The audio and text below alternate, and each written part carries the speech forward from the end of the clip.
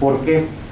Porque finalmente va a generar una estructura y una posibilidad de analizar cada uno de los apartados del informe pericial. ¿Y esto qué va a obligar? A que se suba el nivel de debate jurídico. ¿Por qué? Porque el abogado, cuando crea conveniente que ese resultado no está adecuado, no está bien hecho, no carece de elementos, va a poder separar cada una de sus partes y aplicar las cuestiones de interrogación y contrainterrogación que considere necesarias para poder establecer entonces el justo valor de la propia prueba. ¿Sí? Y ahorita estamos en un nivel básico, ¿cierto? ¿Sí? Ahorita nos enfrascamos mucho en la parte de la experiencia del perito, nos enfrascamos mucho en que compruebe su idoneidad, es parte fundamental, pero tendremos que ir avanzando, tendremos que ir subiendo el nivel de argumentación para no solo quedarnos ahí y tratar de desvirtuar un dictamen a través de la experiencia idoneidad del perito, sino de los conocimientos específicos de los métodos. Pues tú en tu dictamen utilizaste o dices que utilizaste un método de extracción así. ¿En qué consiste? ¿Qué tipo de estructuras es? ¿Cuánto tiempo tarda? Utilizaste una notificación en PCR así. ¿Cuál es su modalidad? ¿Cuáles son sus desventajas? ¿Cuáles son sus variantes? Estás diciendo que es un 99.99. Yo no entiendo eso. Explícalo. ¿Sí? Tendremos que ir haciéndonos de asesores, tendremos que ir revisando la parte teórica para no quedarnos nada más en esa argumentación jurídica básica. ¿Y esto a qué nos va a llevar? Pues a que el perito se prepare mejor y tenga los elementos suficientes para poder sustentarse. ¿Por qué? Si no, vamos a aplicar la de antes. ¿Este es su dictamen? Sí. ¿Reconoce usted su firma? Sí, reconozco. Y reconoce, sí, ratifico en todas y cada una de sus partes el dictamen que emití con fecha de tal. ¿Ya? ¿Sí? Entonces va a generar este tipo de elementos y este tipo de estructuras importantes, ¿no? La presentación de resultados en audiencia oral, esto es importante, ¿sí? Vamos a hacer una cosa que a veces se nos dificulta mucho: estudiar y repasar. Ya después de que salimos de la carrera, como que nos cuesta trabajo, ¿no? Y eso va a ser aplicado a todos, a los abogados, al Ministerio Público, al perito, incluso al propio juez, ¿sí? ¿Por qué? Porque aunque el juez conozca hasta ese momento el resultado de las pruebas, podrá hacer cualquier pregunta de carácter profesional, técnico, científico al propio perito. Y no nos debemos de enojar. Esta es una cosa fundamental, la parte personal del perito. No es un ataque personal hacia uno. Es una valoración, es una evaluación que se nos está haciendo. El experto va a presentar sus conclusiones de acuerdo a sus resultados obtenidos, señalando de forma clara y concisa la información que se considere pertinente. También habremos de modificar mucho la forma en la que presentamos nuestros resultados. ¿Por qué? Porque aunque tengamos a disposición varios medios electrónicos para llevar una presentación, para poder hacer uso de fotografías, etcétera, etcétera, el conocimiento y el manejo del caso, ¿quién lo debe de tener? ¿Sí? En donde, además de explicar los procedimientos técnicos que se utilizaron, hacer énfasis en el caso de la prueba de genética, en el valor biológico de la misma y en el valor estadístico. Y los abogados de las partes, ¿qué tendrán que hacer? Estar atentos, estar prestos para poder anotar cualquier estructura que no haya quedado clara.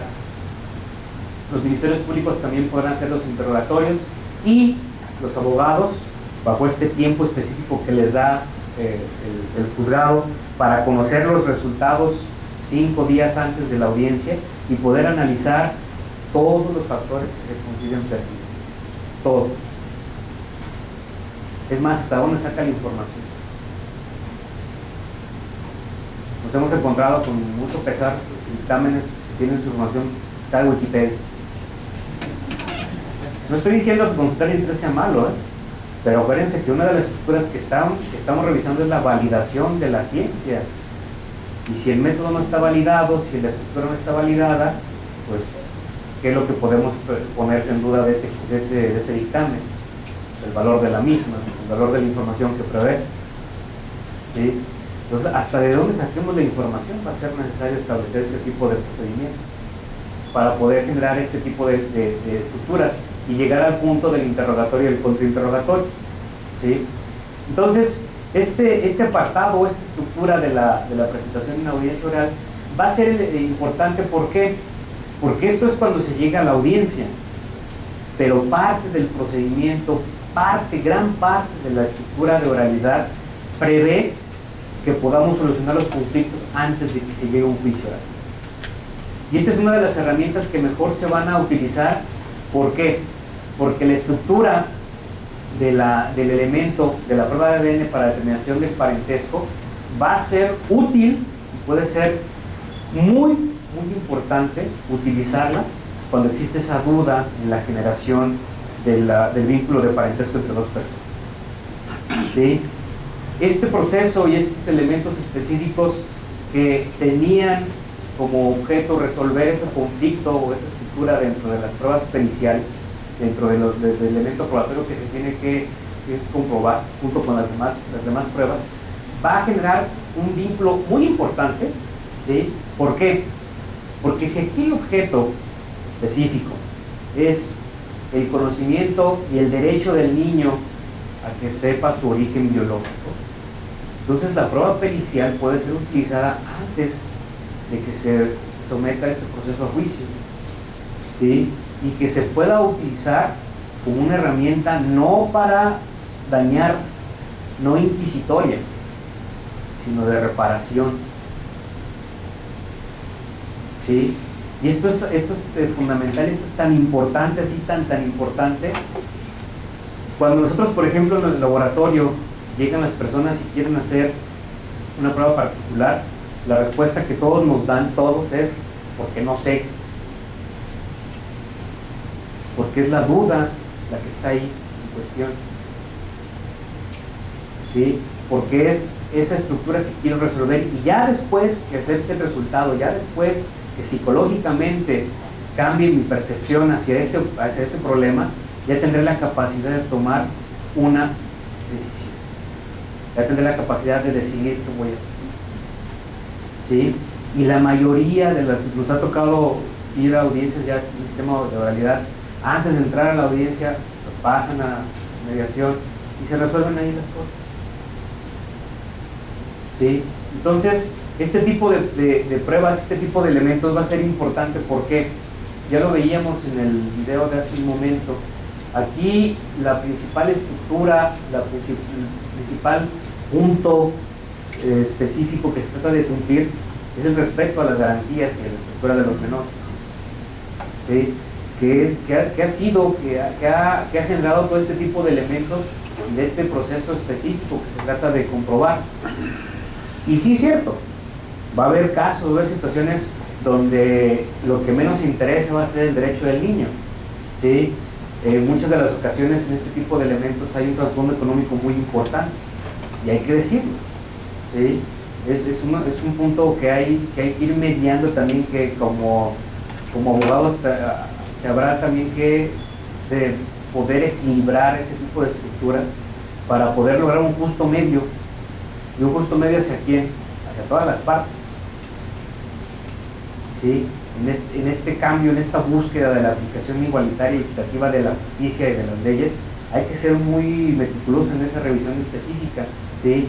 Y establecer, bueno, si es cierto, vamos a buscar la forma más idónea de poder comprobar el parentesco, de poder establecer esas conformaciones familiares que ante la ley van a otorgarle distintos derechos y obligaciones a las personas, y que desde una perspectiva totalmente básica, así como lo más humano posible, pues es la forma en la que la sociedad de nosotros funciona. No es un gusto, no es un capricho de ay, no, pues, como nuestra sociedad trabaja, como nuestra sociedad funciona, y hasta ahorita pues sigue funcionando. ¿Sí? Entonces, esta forma y esta estructura de poder acreditar el parentesco, de poder generar estos procesos, estos objetos principales, esta estructura en la pauta más elemental más fundamental de poder establecer esos vínculos, ¿sí? Y como lo observamos y como lo estamos viendo, ha sido un camino, una estructura bastante álgida, bastante pesada, pero no imposible. Si empezamos hace algunos años y algunas décadas con esos reconocimientos específicos, incluso hasta por fe, ¿sí? Si revisamos el derecho familiar, los antecedentes del derecho familiar, es bien interesante ver cómo se acreditaba la paternidad. Era un acto de fe. Y esto porque, bueno, estamos muy ligados de religiosas, ¿no? No lo podemos separar. Pero finalmente esta estructura y estos elementos, al final, todo lo que los derechos y los elementos van a acreditar, ¿sí? Se llegaban a utilizar hasta malformaciones. Que papá tenía como la oreja. Y el hijo la verdad, pues. Sí. Sí, y es importante, hay antecedentes, por ejemplo, de características o de rasgos antropológicos para probar el parentesco, de rasgos consanguíneos, la famosa consanguinidad. Durante muchos años, en la década de los 60s y 70s, cuando el tope máximo de la ciencia química era la determinación de los grupos sanguíneos, y con eso se determinaba la relación biológica de parentesco. El papá es O, el niño es O. Era la máxima de la ciencia, no lo podemos así como modificar. Finalmente esa es la estructura que se tenía. Entonces, como podemos nosotros observar, como podemos nosotros entender el uso de la prueba, la estructura de la prueba de ADN dentro de este ámbito nuevo, dentro de este sistema de realidad, nos obliga a varias cosas, a todos los que participamos dentro de estos procesos. Número uno, al valor de la prueba de ADN, ¿sí? Si yo técnica o científicamente puedo comprobar que un individuo, entre todos los de su especie, entre todos los de la población, va a ser específico ese perfil genético y esa estructura va a ser heredada de manera específica y clara a un supuesto hijo, a un niño, ¿sí? Vamos a comprobar la primera parte con ese grado de fiabilidad y segundo, vamos a comprobar estadísticamente que esa prueba es cierta y no al contrario. La estadística no mete más duda, no, la va a aclarar. ¿Por qué? Se utilizó un sistema de 13 marcadores, o de 16, o de 22. De esos, la mitad corresponde con los del probable padre. Ya está la primera prueba, la primera parte, el valor biológico. Existen esos 13 o 16 o 22 marcadores compatibles. Bien, ahora, estadísticamente existe el 99.99% de que esa paternidad esté comprobada y no cualquier otro individuo del resto de la población sea el padre biológico de ese menor. ¿Sí? ¿Por qué? Porque responde este valor de la prueba de ADN a una condición biológica de nuestra forma de reproducción, que es una reproducción sexual y al azar. ¿Sí? Los seres humanos nos reproducimos de esta forma, los varones producen tantos millones de células espermáticas, no sabemos cuál esperma va a fecundar, a qué ovocito, en qué tiempo, y mucho menos se pudiera establecer, ¿sí?, la estructura específica en qué momento va a ocurrir esa fecundación, de tal manera que la parte estadística me viene a brindar esa estructura de respuesta. Es 1000 veces, 2000 veces comprobado que esa persona es el que heredó esa estructura biológica a ese menor y no cualquier otro individuo del resto de la población tomado al azar. ¿Por qué? Porque para lograr un 100% del valor del índice de paternidad tendríamos que hacer el muestreo biológico, tomarles el perfil genético a todos los varones que se pudieron reproducir con esa mujer en ese momento que ocurrió la fecundación. Sí, no se puede. Es totalmente impráctico, es totalmente ilógico, ¿sí? Pero ¿por qué está dada esta respuesta? Por nuestra conducta sexual. Nuestra conducta sexual sigue siendo, como el resto de las especies que nos reproducimos así, es azarosa, ¿sí? Y por más que digamos, no, es azarosa, no sabemos en qué momento nos vamos a reproducir, ¿sí?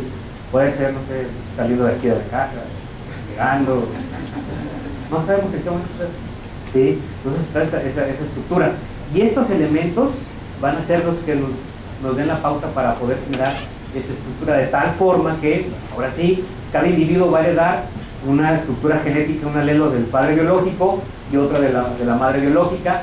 Se analizarán específicamente tantos marcadores para que pueda establecerse el vínculo de parentesco que se requiera o que se necesite comprobar, ¿sí? Y al final, como estas estructuras son al azar, tendremos un perfil genético comprobado de manera biológica y un perfil genético comprobado de manera estadística. De tal manera que los resultados van a ir siempre fortalecidos bajo estas dos perspectivas. Si nosotros encontramos un informe pericial que carece de alguno de ellos, por lo general carece de los valores estadísticos, ¿sí? Es menester del abogado cuestionar o interrogar y contrainterrogar al perito para que conteste de manera adecuada el valor estadístico de la prueba. ¿Sí? Y es fundamental, no es como un capricho, no, es fundamental porque la naturaleza propia de la prueba de ADN es estadística. Entonces, estos elementos y estas estructuras van a generar estas condiciones. Esto es en las pruebas de relación biológica de parentesco comunes, las habituales de paternidad. Mucho mayor es el requerimiento estadístico cuando se trata de pruebas de relación biológica de parentesco de tipo vehicular o complejas, en la ausencia de un progenitor, ¿sí? Que el progenitor paterno esté fallecido y únicamente sobrevivan los abuelos y tengan un nieto fuera para reconocimiento. Se puede lograr esa vinculación, pero se tiene que explicar estadísticamente, ¿sí? Esto es muy importante. No es nada más, sí existe un micro valor biológico de validad con X y con Y. No, estadísticamente. ¿Por qué? Porque en una de las generaciones, ¿sí?, filiales hay una ausencia y esos marcadores no los tenemos nosotros. Esos marcadores no los tenemos nosotros. Estamos calculando de manera estadística qué probabilidad hubo, de acuerdo a los marcadores de los abuelos, de que se heredaran ciertas regiones hacia el nieto. Y eso estadísticamente tiene una complejidad.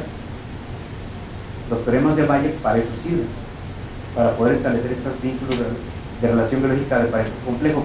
Y mientras más alejados estén, mucho más es el requerimiento estadístico. Y hay ocasiones en que el cuestionario pericial únicamente queda, ¿se puede establecer o no un vínculo de relación biológica de parentesco con tal? Sí. Hasta ahí es el máximo que me da la ciencia. ¿Por qué? Porque a lo mejor son, no sé, 2 medios hermanos y un sobrino, ¿sí? Entonces hay que ser muy claros, hay que ser muy específicos en este proceso para poder generar y para poder establecer estas estructuras específicas de la prueba. De tal suerte que la invitación, el llamado es, hay que repasar estadística, probabilidad, ¿sí? Pero, digo, ¿por qué? Porque en la mayor medida que yo comprenda de dónde se obtuvieron esos resultados, cómo se obtuvieron esos resultados estadísticamente, mucho mejor va a ser la eficacia que yo pueda construir mis interrogatorios o mis contrainterrogatorios en situaciones específicas, ¿sí? En donde ese porcentaje, esa estructura que durante muchos años causó conflictos y causó hasta jurisprudencias aquí en México, ¿sí? Acuérdense, cuando empezó la prueba de ADN aquí en México es que la prueba no es exacta. ¿Por qué? Porque tiene un 99.99, entonces como no llega al 100, pues existe el .00001 de que existe la probabilidad de algo. Sí, así eran las convenciones jurídicas de muchos abogados. Y así se ganaba. ¿Por qué? Porque se metía la duda. Ahora, en un sistema de oralidad, donde estamos obligados a explicar de manera objetiva, clara y precisa esos resultados, mucho más va a ser la importancia que nosotros podamos darle a esa prueba, si es de exclusión o de inclusión, si va a verificar esas estructuras que se van a generar, si se conocen los grupos o poblaciones de referencia Ya se están haciendo afortunadamente muchos estudios estadísticos con genética poblacional para ver la frecuencia alélica de los marcadores que se utilizan en las pruebas de ADN, y afortunadamente se están poniendo a disposición de a disposición del público, ¿sí? Para poder utilizar este tipo de bases de datos y que se genere la emisión correcta de ese informe pericial. Entonces, como podemos observar, se presenta o se vincula de manera importante en estos sistemas de oralidad familiar la revisión exhaustiva, la revisión meticulosa de los procedimientos, de la metodología, del apartado del respeto y la vinculación a los derechos de las personas, ¿sí? Para que nosotros podamos utilizar de manera clara, de manera específica y al máximo de la ciencia, ¿sí?, la prueba pericial. Esto visto desde una perspectiva totalmente justa, desde una perspectiva totalmente social, donde entendamos y tratemos de comprender que los usuarios finales de esas pruebas, de esas estructuras, no somos ni el perito, ni el juez, ni el juzgado, ni siquiera los padres, es el menor. Son casos. ¿Sí? Es el menor el que va a hacer uso, no en ese momento que dure el juicio, durante horas. ¿Sí? Entonces va a ser muy importante esta estructura y la revisión de los procedimientos ya de manera interna, de manera particular, en cuanto a la comprobación del valor y del rigor científico y explicativo que tengan los peritajes, que tengan los informes periciales. Esto aunado pues, a una argumentación jurídica que habremos de elevar, que habremos de ir construyendo poco a poco para que se generen mucho mejor los aprovechamientos científicos y tengamos entonces un justo medio en la aplicación de estas pruebas periciales. Que no caigamos en lo que ya veníamos arrastrando del sobreuso de estas pruebas y que sea el justo medio de estas estructuras útil para la aplicación de la justicia en el derecho familiar. Por mi parte es todo. Muchísimas gracias por su atención. Si tienen alguna pregunta o duda. ¿Alguna pregunta?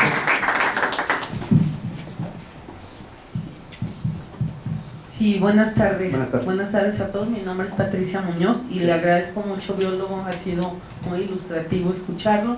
Gracias. Dos preguntas. La primera, ¿se puede tomar también del área pilosa una ceja, por ejemplo? Depende. El vello corporal tiene distintas etapas de crecimiento en el cuerpo y tiene la desventaja de que tiene una gran cantidad de grasa. Entonces eso inhibe mucho el crecimiento celular y por lo tanto son preferidos los elementos pilosos de la región de la cabeza, de la región cefálica, que sean elementos pilosos como tal. Los vellos corporales como cejas, el vello corporal del cuerpo, piernas y todo eso van a tener que ser primero valorados en el laboratorio para ver si tiene células epiteliales y si de ahí es posible utilizarlo para una prueba de ADN, pero hasta que no se valore, depende de la etapa de crecimiento que tenga. Y por ejemplo, en la toma de muestra de la boca, ¿cuánto tiempo la persona debe no ingerir alimentos? La ingesta de alimentos no está relacionada directamente con la calidad de la muestra, es más bien la calidad de la higiene bucal. Esto es muy importante. Hay sustancias, por ejemplo el café, que inhibe algunas partes técnicas del procesamiento de las muestras. La cafeína, la nicotina, los colorantes. Ya ven que ahora hay muchos alimentos con muchos colorantes que dificultan muchos procesamientos en el laboratorio. Entonces, más que el tiempo no tiene nada que ver. La persona puede ir al laboratorio o al juzgado, porque si nos ha tocado que les dicen no coman. No estamos haciendo un análisis químico, no es una bioquímica, no es una química clínica o no es una biometría hemática, ¿no? Mientras la persona se presente con las medidas higiénicas necesarias, esto es, la boca limpia, no haber consumido este tipo de alimentos, etcétera, etcétera, las muestras van a ser válidas. Sí, eso es importante, porque sí hay veces que los niños los llevan a desayunar al juzgado, una galleta, y ya por calor, y el niño el niño se desespera tómate el dulce y luego ya entra con toda la boca roja. Entonces, Muchas gracias. Buenas tardes.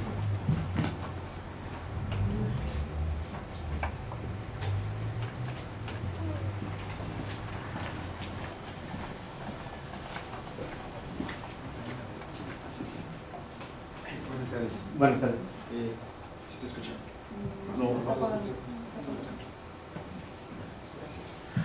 Buenas tardes. Dos preguntas. ¿Es posible la prueba embrionaria para determinar la paternidad del padre? ¿Esto es que la mujer pueda demandar embarazada? Antes de que nazca el producto, sí. Sí es posible, pero van a depender de tres factores importantes. Primero, el estado gestacional, es a partir del 6º mes. Segundo, la valoración médica del especialista que esté llevando el embarazo. ¿Por qué? Porque como se tiene que hacer una punción para extraer líquido amniótico, este procedimiento es abortivo, que puede inducir el aborto. Entonces va bajo la responsabilidad de la propia persona y del médico tratante. Y se tiene que hacer este tipo de toma de muestras en un hospital, bajo ciertas condiciones, porque es inductivo del aborto. Aquí lo más recomendable es ¿qué es esto? Sí, realmente los médicos sí son muy claros en ese aspecto, ¿no? Después del 6º mes, que se reduce la posibilidad del aborto, pero la técnica sigue siendo esa función para extraer el líquido amniótico del saco. Entonces, no es recomendable. Sí se puede hacer, pero no es recomendable. Gracias. La segunda, ¿el costo más o menos de una prueba pericial? De una prueba pericial fluctúa ahorita entre unos 12,000 y 15,000 pesos en un juicio de paternidad. Particulares, cada 6,000, 6,500. Los precios ya se han reducido bastante. Gracias. Hola, buenas tardes. Buenas tardes. ¿Y cuál sería la prueba más idónea o más fehaciente de las tres que diste de sangre, el piloso? ¿Cuál sería la prueba más cercana? Equiparando técnica y derecho, la muestra de células epiteliales de descamación bucal, cumpliendo con esos requisitos de higiene bucal, que es un cepillado habitual, no haber consumido este tipo de alimentos que les menciono, colorantes, sobre todo alimentos con muchos colorantes, ¿sí? Las células epiteliales son así. Se tenía esa creencia de las células sanguíneas, ¿por qué? Porque es una habituación médico-química, en donde parte de todos los estudios que se hacen pues, en nuestra sangre.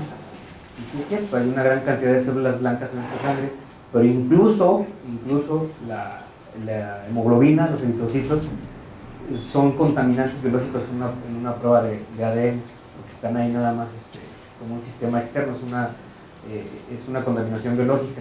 Entonces, las células epiteliales hasta ahorita son los que cumplen con la estructura de equiparar, ¿no? De respeto al derecho humano, de no voy a violentar tu cuerpo, no voy a tomar ninguna muestra que no sea, no voy a causar un daño de imposible reparación, y cumplo con la parte jurídica, ¿no? De tomar las muestras necesarias.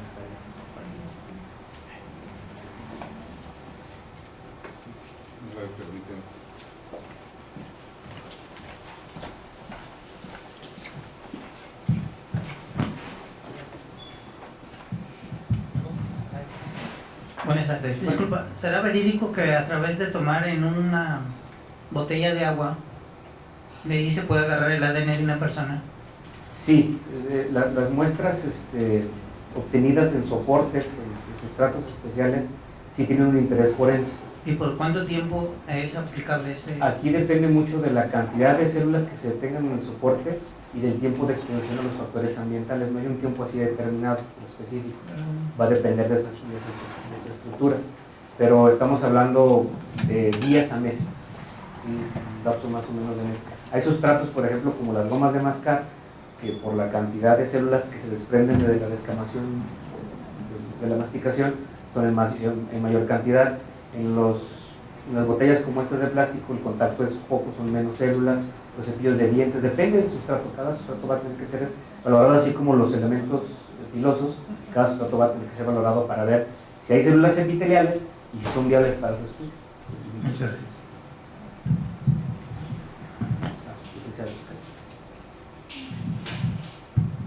Sí, buenas tardes. Buenas tardes. Habló de la carencia del valor estadístico. ¿pudiera ser posible que hubiera un valor, un porcentaje, perdón, del valor que se pudiera dar en que el biólogo dijera un porcentaje en esta carencia? Es decir, que quede nulo la prueba pericial por la carencia. Cuando no se presenta el resultado, Así es. sí, es que el abogado puede plantear la siguiente cuestión: ¿qué tanta probabilidad hay de que esos marcadores genéticos que se comprueban el valor biológico hayan sido heredados por otra persona? Y como no está comprobado estadísticamente, se puede plantear la duda razonable bajo esa perspectiva. Entonces los resultados siempre deben ir acompañados del valor biológico y del valor estadístico, para que los dos estén sustentándose en ambas partes, ¿sí? Porque si yo nada más digo en una conclusión, no sé, el probable padre del nombre fulano de tal comparte 16 marcadores de la mitad correspondiente con el menor tal, y ahí lo dejo, estoy cumpliendo la parte del valor biológico, pero el abogado va a decir, bueno, a ver, ok, comprobaste, pero ¿qué posibilidad hay de que esos 16 marcadores los haya heredado otra persona? Y estructurando esa pregunta se siembran las dudas. Siempre deben ir.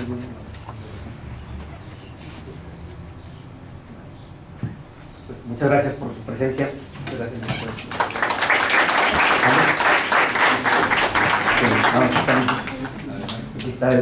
Aquí están los correos y los teléfonos de la oficina.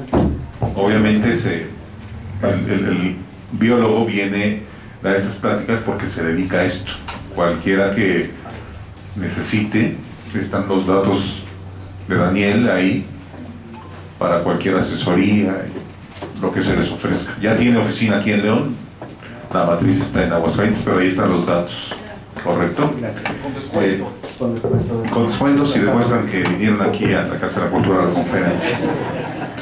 Los invito a retirarnos el miércoles 21 de mayo.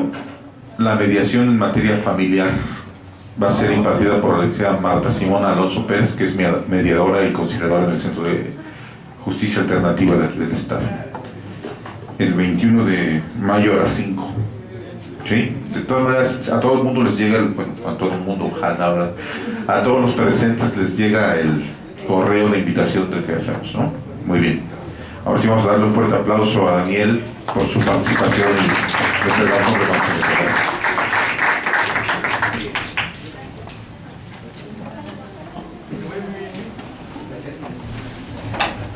y por último ya pueden pasar por sus diplomas de participación. Adelante. Hasta luego y buenas tardes. Gracias por todo.